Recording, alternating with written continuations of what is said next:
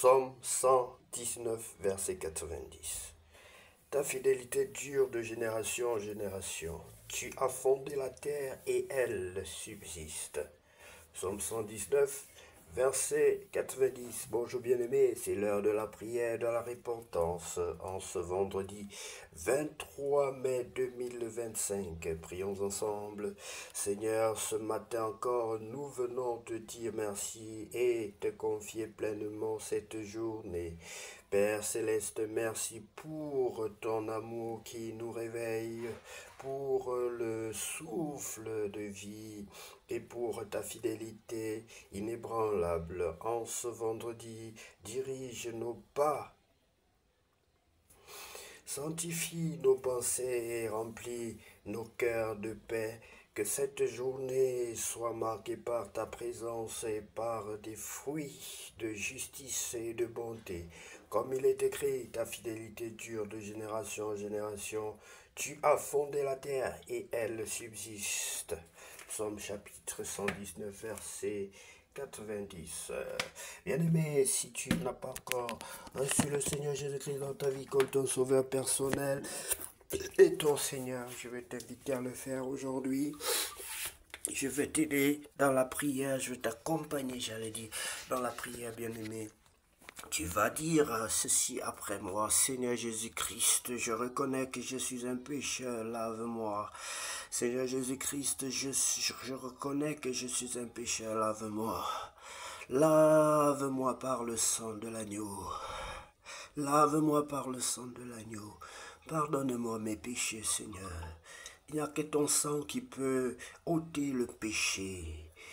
Il n'y a que ton sang qui peut ôter le péché de la vie d'un homme. Il n'y a que ton sang qui peut ôter le péché. Tu es l'agneau de Dieu immolé. Tu es l'agneau de Dieu immolé. Ton sang a coulé pour mon péché. Ôte mon péché et fais de moi un être nouveau. Ôte mon péché, fais de moi un être nouveau. Je crois en toi, Seigneur Jésus, et je t'invite dans ma vie comme mon sauveur personnel et mon Seigneur. Je t'invite dans ma vie comme mon sauveur personnel et mon Seigneur. Baptise-moi et remplis-moi de ton Esprit Saint. Baptise-moi et remplis-moi de ton Esprit Saint, Père éternel. Je t'en supplie, je t'en supplie. Au nom de Jésus-Christ de Nazareth, j'ai ainsi prié. Amen. Bien-aimé, si tu as fait cette prière vraiment de tout ton cœur, sincèrement, si tu as fait cette prière, sache que le Seigneur t'a visité ce matin. Notre Dieu n'est pas un rigolo. Notre Dieu n'est pas un Dieu qui dit des choses de sa bouche et que sa main ne l'accomplisse pas. Oui, la Bible dit que ce que sa bouche dit, sa main l'accomplit. Bien-aimé, qui n'est pas un homme pour mentir, ni le Fils de l'homme pour se repentir, mais ce que sa bouche dit, sa main l'accomplit. Nous devons être heureux d'avoir un si bon et un si grand Dieu bien-aimé. Merci pour toi qui as mis la joie dans le cœur de l'Éternel, dans mon cœur, dans le cœur des enfants de Dieu que nous sommes. Béni sois-tu, Père éternel, au nom de Jésus-Christ de Nazareth. Nous avons ainsi prié. Nous allons lire la parole de Dieu, nous voulons tous grandir, bien-aimés. Moi, je vais grandir, tu veux grandir. Mais le secret, c'est la méditation, la lecture de la parole de Dieu. Tu ne peux pas grandir tant que tu ne te nourris pas. Lorsqu'un enfant vient au monde, il doit être nourri. Il doit prendre le lait et par la suite prendre de la nourriture solide pour connaître une croissance normale, bien-aimé. Je t'invite à la croissance normale. Je t'invite, si tu avais perdu l'habitude de lire la parole de Dieu, à recommencer à lire la parole de Dieu, bien-aimé, à méditer, à manger de cette nourriture spirituelle afin que ton âme soit en paix, afin que ton âme soit en paix, afin que tu sois heureux intérieurement, que tu prospères intérieurement, afin de combler ce vide que les bêtises du monde, du monde comblent à la place de la parole de Dieu. C'est-à-dire que nous avons le vide qui est comblé par beaucoup d'autres choses inutiles et qui aggravent la situation, bien-aimée. Imaginez que imaginez une personne qui a véritablement faim, ou bien qui est même convalescente et qui va prendre des choses pourries. et qui va manger des choses qui sont très très dangereuses davantage pour elle, bien-aimée. Nous avons besoin de la bonne parole. Passons à table, bien-aimés. Lisons la parole de Dieu. Seigneur, dispose notre cœur, notre entendement spirituel, nos yeux, merci, parce que tu régénères ma vue personnellement, tu m'aides chaque jour à voir mieux, à être en bonne santé, intérieurement et extérieurement. Merci Seigneur, je te rends grâce d'un cœur reconnaissant. Lisons donc la parole de Dieu bien-aimé dans le livre de Nombre, chapitre 31. Victoire sur Madian. L'Éternel parle à Moïse et dit, venge les enfants d'Israël sur les Madianites. Tu seras ensuite recueilli auprès de ton peuple. Moïse parla au peuple et dit, équipez d'entre vous des hommes pour l'armée, qu'ils marchent contre Madian, afin d'exécuter la vengeance sur l'Éternel, sur Madian. Vous enverrez à l'armée 1000 hommes par tribu de toutes les tribus d'Israël. On leva d'entre les militaires d'Israël 1000 hommes par tribu, soit 12 000 hommes équipés pour l'armée. Moïse envoya à l'armée ces 1000 hommes par tribu, et avec eux le fils du sacrificateur Éléazar Phiné, qui portait les instruments sacrés, les trompettes retentissantes. Ils s'avancèrent contre Madian selon l'ordre, et ils tuèrent tous les hommes. Ils tuèrent les rois de Madian avec tous les autres, Évi et Rékem, Tur, Ur et Réba. 5 rois de Madian.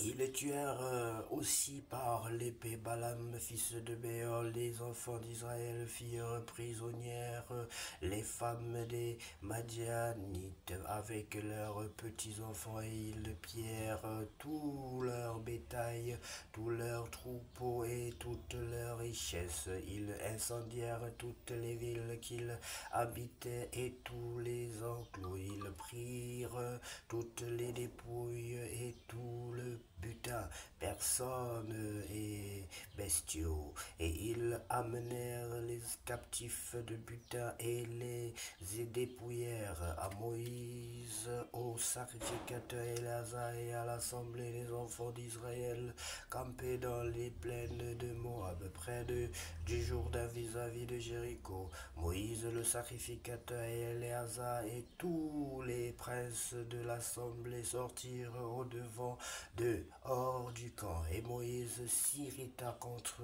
les commandants de l'armée, les chefs de milliers, les chefs de centaines qui revenaient de l'expédition. Il leur dit, avez-vous laissé la vie à toutes les femmes?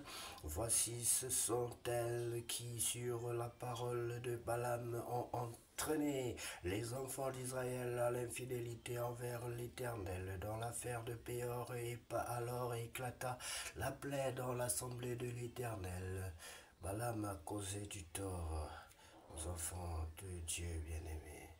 Ce fameux Balaam-là, son nom apparaît dans la Bible chaque fois qu'il y a eu quelque chose de mauvais. Maintenant, tu es tout mal parmi les petits-enfants, et tu es toute femme qui a connu un homme en couchant avec lui. Mais laissez en vie pour vous toutes les filles qui n'ont point connu la couche d'un homme, et vous campez pendant 7 jours hors du camp, tous ceux d'entre vous qui ont tué quelqu'un et tous ceux qui ont touché un mort se purifieront le 3e et le 7e jour, eux et vos prisonniers. Vous purifierez aussi tout vêtement, tout objet de peau, tout ouvrage de poil de chèvre et tout ustensile de bois.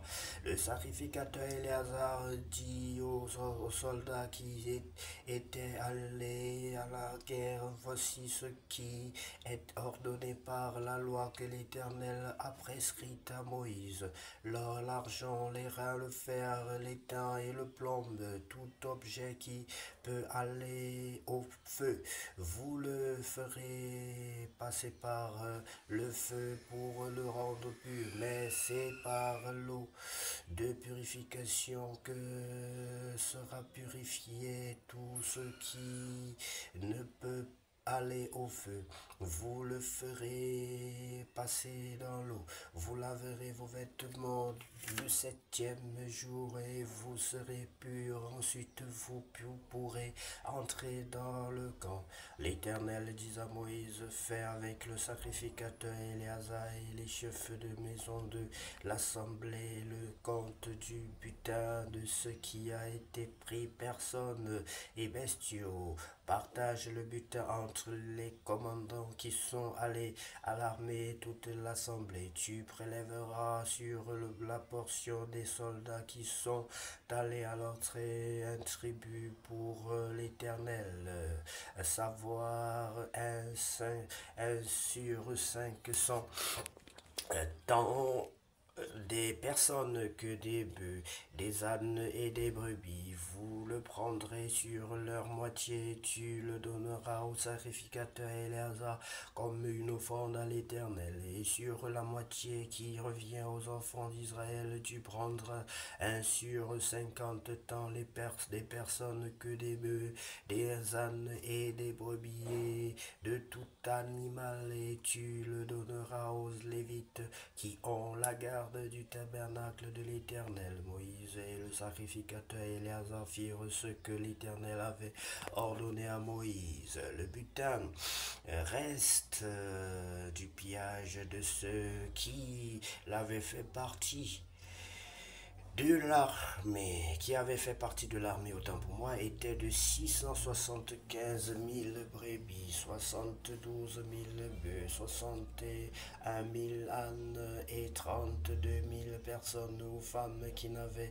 point connu la couche d'un homme, la moitié formant la part de ceux qui allaient à l'armée, qui était à l'armée, fut de 337 100 brebis, dont 675 pour le tribut de l'Éternel, 36 000 bœufs, dont 72 pour le tribut à l'Éternel, le tribut à l'Éternel, 30 100 ânes, dont 61 pour le tribut à l'Éternel, et 16 000 personnes, dont 32 pour le tribut à l'Éternel. Moïse donna au sacrificateur Éléazar le tribut réservé comme offrande à l'Éternel, selon ce que l'Éternel lui avait ordonné, la moitié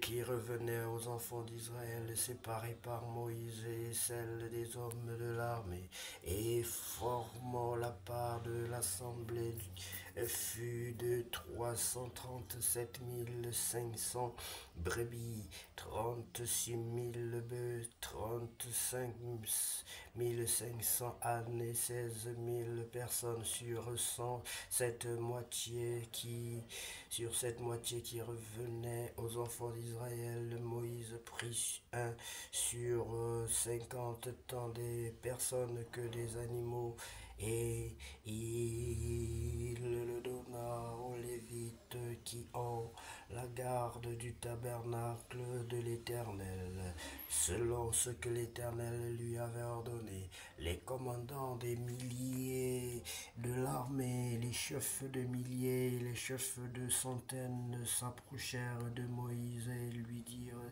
tes serviteurs ont fait le compte des soldats qui étaient sous nos ordres, et il ne manque pas un homme d'entre nous. Nous apportons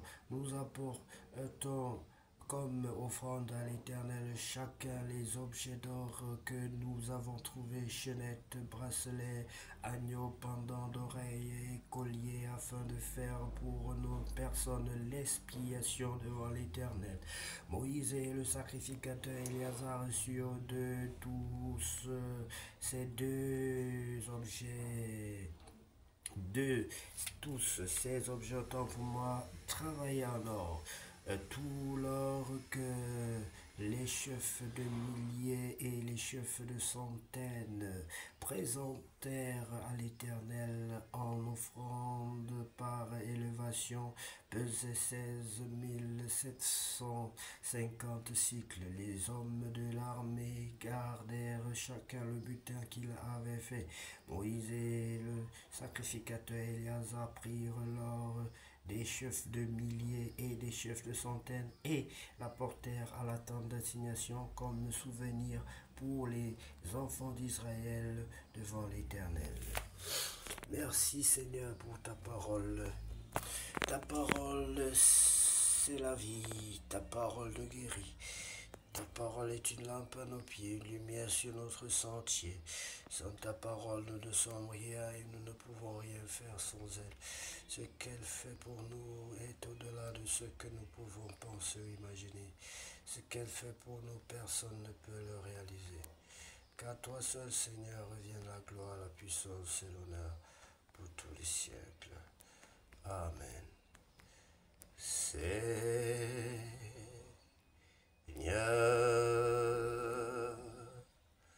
Jésus,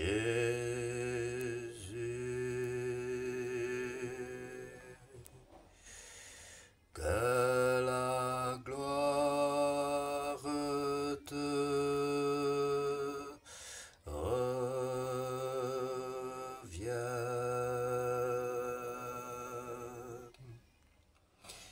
que la gloire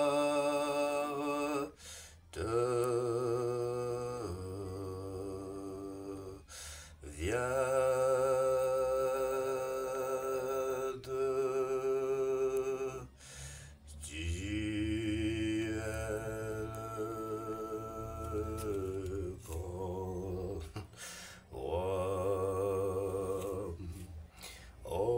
Seigneur Jésus, Seigneur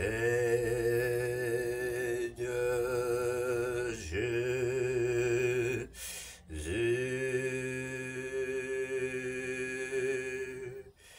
que la gloire te revienne.